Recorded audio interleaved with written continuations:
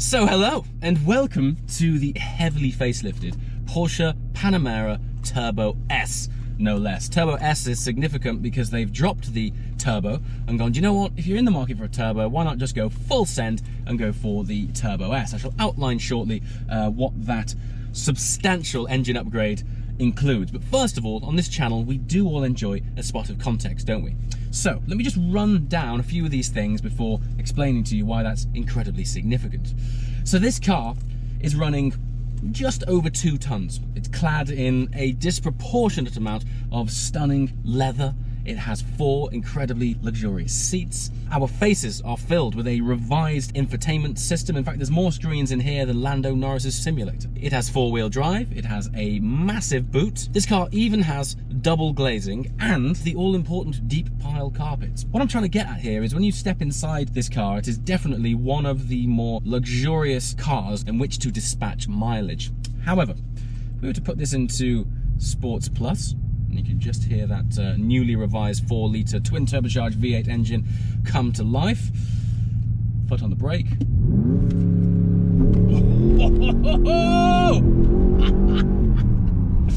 This newly revised engine and this newly revised car will propel all 2 tons of distinct luxury to 60 miles an hour in just 3 seconds.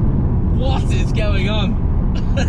And it really is a propulsion of energy. It's fantastic. Now, in typical JWW channel spirit, I have, since started filming, had a light skittering of rain, and as a result, it's quite interesting to witness, doesn't matter if it's wet or dry, connected to these newly developed Michelin Pilot Sport 4S tyres and this revised 4-wheel drive system, even in the wet, the damp, this thing puts down 100% of the traction, 100% of the time. It is phenomenal to witness just how much grip this thing has in conditions like this. Now, you're probably looking at B-roll going, actually that looks kind of sunny. Yeah, we filmed the B-roll on a different day.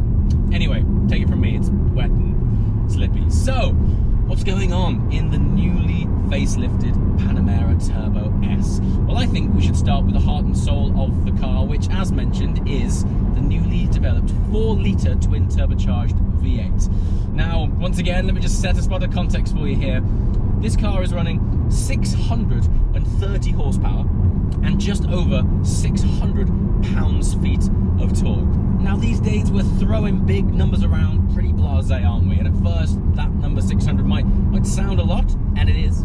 However, the jump between this Turbo S and the previous generation car is 80 horsepower. A Suzuki Swift, the entry-level Suzuki Swift, has 88 horsepower. So what you're getting is an entire Swift's worth of power in the same chassis. It's such a step on in performance. But it's all well and good having this extra power, but what does that actually translate to?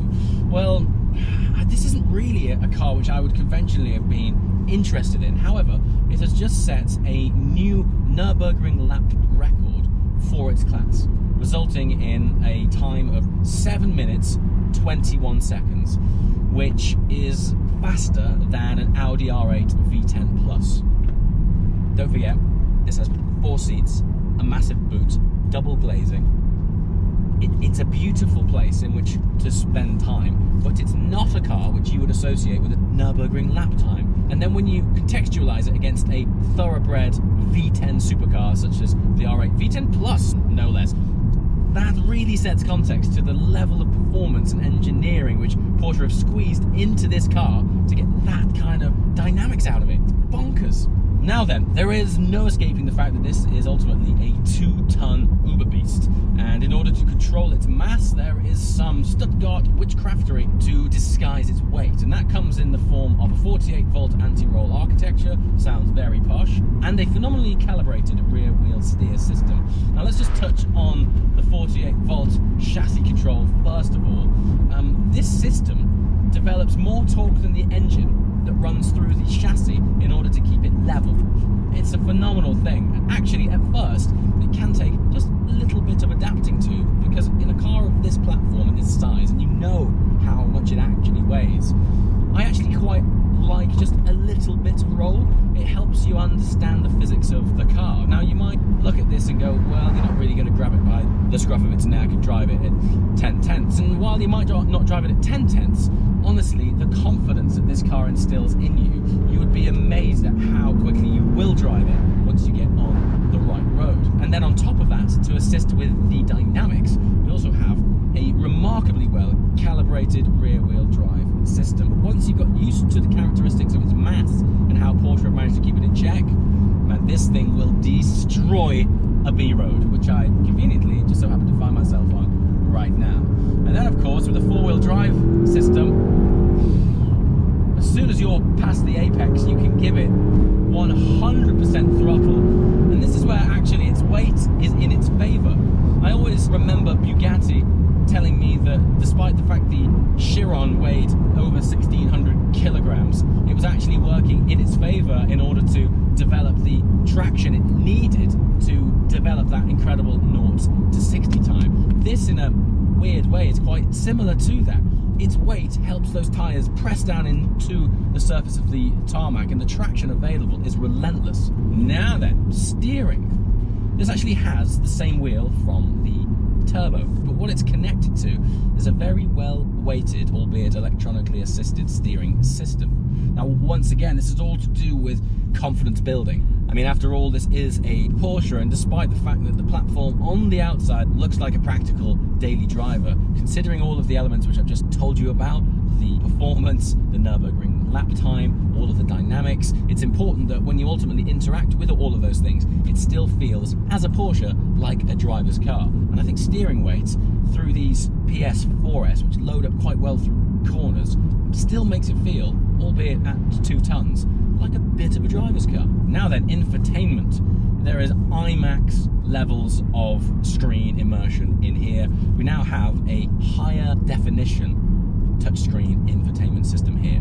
Now, what's important, and ironically this is an upgrade that you can't see but you can feel because it's a touchscreen, is that this system is now running a solid state architecture, which means that when you interact with it, it is so much faster in terms of the way it reacts to your inputs, the loading times, things like this. When you interact with a touchscreen on a daily basis, if you have an iPhone, you just take it for granted how quick it reacts to your inputs.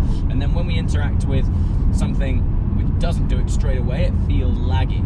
Well, Porsche have gone to a solid state drive, which allows it to just react to any input much quicker. Now, sound. Now, the sound of this car is not a priority. However, when you do put it into Sports Plus, you can hear the warble of that V8.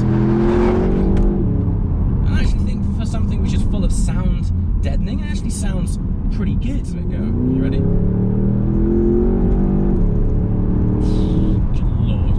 This thing pulls ridiculously hard. I mean, I think when you come to performance like this and cars like this, it's all very well and good listening to the performance of supercars. However, with four-wheel drive and the fact that it has stunning interior, massive boots, true daily usability, I think in real-world terms, real-world driving application, from a point-to-point, going quickly, destroying B-road point of view, this thing is phenomenal. Now, it's fitted with 21-inch Turbo S wheels. They in part obviously look great and fill out those arches, but it is also running now as standard the new 10-piston caliper carbon ceramic brakes, which when you've got 0 to 60 in 3 seconds at a top speed of 196 miles an hour, to have a massive set of calipers to lean on, I think is very important.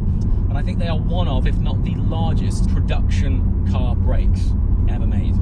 I mean, they are huge, but you can feel it. And again, this is going back to what I was saying earlier. It's all about confidence through everything. The agility, the traction, the steering, the braking, all of these things come together as one dynamic package. And before you know it, the ground you can cover in a car like this, it makes you question actually what more you actually need. Now, aesthetics. The outside is revised mildly. We've got new rear light clusters. We have a subtle diffuser as well around the back, and the front I actually think looks great. It's subtle, but the front splitter looks cool, and they've also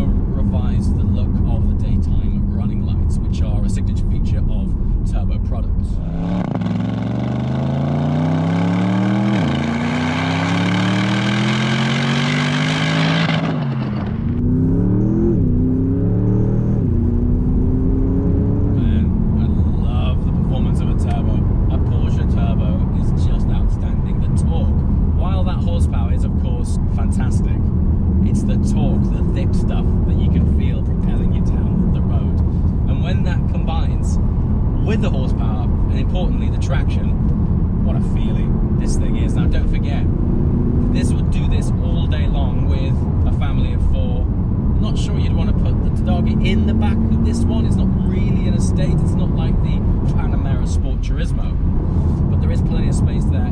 This would still pull that launch control 0 to 60 time in around about 3 seconds. It's just bonkers. So there we have it.